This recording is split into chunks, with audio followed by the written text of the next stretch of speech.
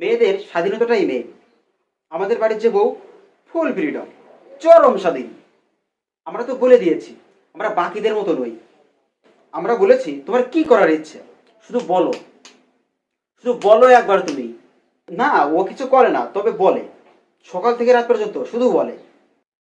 বলতে শিখেছে ভালো। মানে আলাদাই ফ্রিডম। আমাদের বাড়ির যে বউ তার, মানে প্রত্যেক বাড়ির মতো নয় যে প্রত্যেক দিন রান্না করতে হবে। রান্না করতে ভালো লাগছে না, কোনো ব্যাপার না, রেস্ট নাও, আরামসে রেস্ট নাও। আমরা তো আছি নাকি, ওয়েট করে নেবো। রেস্ট নেওয়ার পরে রান্না করে নেবে। হ্যাঁ, শর্ত একটাই, ওই টাইম মতো রান্না করতে হবে। বাকিদের মতো নয় যে বাবার বাড়ি যেতে দেবে না, বেশি দিন থাকতে দেবে না, ওরকম না। যাচ্ছ যাও, কদিন থাকবে থাকো। আমরা ওরকম অভদ্র নই।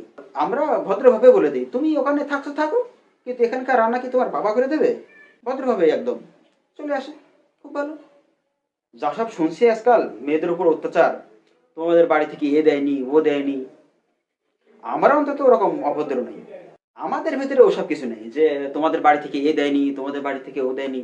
ওসব কোনোদিনও বলিনি। কেননা যা নেওয়ার নিয়ে নিছি, আর কি চাইবো নতুন করে? শুধু বিয়ের সময় একটা বাইক, আমি সামান্য 10টা টাকা দিয়েছিল ওরা। আরে না না, জোর করবো কেন? শুধু বিয়ের আসরে গিয়ে বলেছিলাম যে এগুলো আগে থেকে না দিলে বিয়ে ক্যান্সেল, বিয়ে হবে না, ব্যাস।